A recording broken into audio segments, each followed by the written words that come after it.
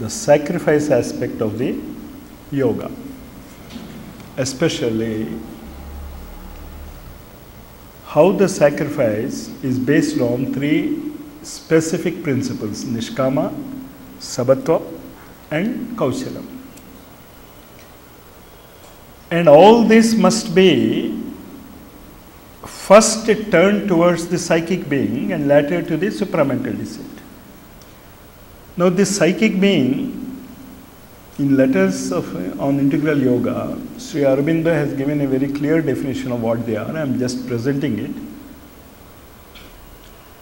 The phrase central being in our yoga is usually applied to the portion of the divine in us which supports all the rest and survives through death and birth. Very clear? So central being is that portion of our consciousness which survives birth and death. The central being has two forms. Above it is Jivatman, our true being, of which we become aware when the higher self-knowledge comes. So about the Jivatman we can't now understand. We can understand it only when the higher knowledge comes. And it is above us. Below it is the psychic being which stands behind mind, body and life. So this much we are very clear. We have a physical body, we have a life, desires and a mind. Behind all these three, the consciousness which is controlling all these three but of which we are not aware is the psychic inner being. We are aware of the outer being, or we can say the surface being, the personality, the Vyaktitva. Now you can understand a Vyaktitva, a personality, is the outer superficial being. We know our thoughts, but we don't know our subconscious thoughts. We don't know our above thoughts, superconscious thoughts. But we are aware of the normal day-to-day behavioral existence, what we understand as the outer being. Just as we have our outer thoughts, we have our inner thoughts. Just as we have our outer desires, we have our inner desires. Just as we have a physical activity going on, we have an inner physicality. Clear? So we are aware only of the outer being. Behind the outer being is the inner being which has also all these three. It has a physicality, it has a desire, it has a thoughts. That which controls the inner being is the psychic being. And the outer being is just a helpless straw on the waters, on so many forces that are acting in the world. The Jivatman is above the manifestation in life and presides over it. The psychic being stands behind the manifestation in life and supports it. So Jivatman is above life, psychic being is in life, but what that psychic being is we are not aware. That is what in Sanskrit is known as the Chaitya Purusha. It stands behind manifestation in life and supports it. So what we have the outer being about which we all know, but even about the outer being we don't know its subconscious and superconscious levels. We don't know the sleep state. We don't actually know what our dreams are guiding towards us, what guidance we are getting from dreams. But it is only the outer being. And behind the outer being is the Annamaya Purusha, the Pranamaya Purusha and the Manomaya Purusha. And these three behind, in life, the psychic being stands. But the psychic being is not controlling it, he is just observing it. And mind you, it is the psychic being who has given you this form, not the parents. The parents are only the instruments.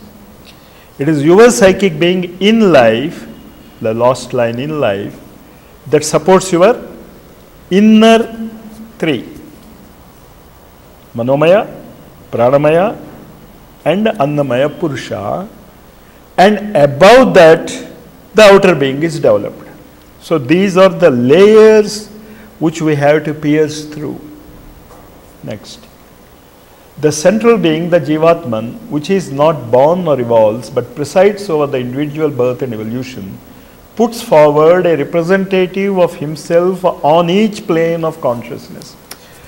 The most important thing is representative of himself. Representative of what? Jivatman. That is the inner Manomaya, inner Pranamaya and inner Annamaya Purusha. They are the representatives, the inner beings. And the surface beings are the representative of the inner beings. On the mental plane, it is the true mental being, Manomaya Purusha. On the vital plane, the true vital being, Pranamaya Purusha. On the physical plane, the true physical being, Annamaya Purusha. Next. The Jivatman, soul, sometimes it is known as the spark also, the spark soul, and psychic being are three different forms of the same reality, and they must not be mixed up together. They are three, but they are one, but on different planes. Above manifestation, it is Jivatma, and that we may call it as the central being. Not may, it is the central being. And around that, when you come into existence, into manifestation, first the psychic being approaches the father. 3 months the psychic being will be with the father, and then it goes into the mother's womb for 9 months. That is the 1 year periods that the first Rigveda mantra has shown. So many people say, if you can only know the burden of bearing children in the womb. But now we also can say, no, for 3 months we bear the psychic being. And the psychic being, when it enters the mother's womb, it develops the 3 inner, Purushas. And when it comes out, the 3 inner Purushas mature into the 3 outer beings. Got the concept clear? The Jivatman or spirit, as it is called in English, is self-existent above the manifested or instrumental being.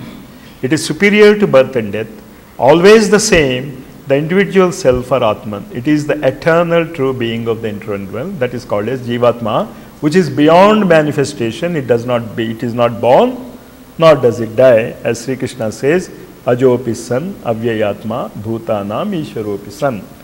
But what does this Jivatma do? When he comes into the being, Ajopi san, Avyayatma, Bhutanam, Ishwaropi san, above the manifestation, in manifestation he becomes Prakrutim Swam Adhishtaya Sambhavami Atma Mayaya. The Maya is in the inner being.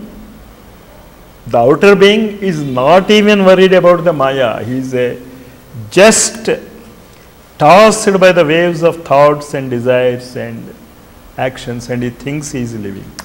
Next.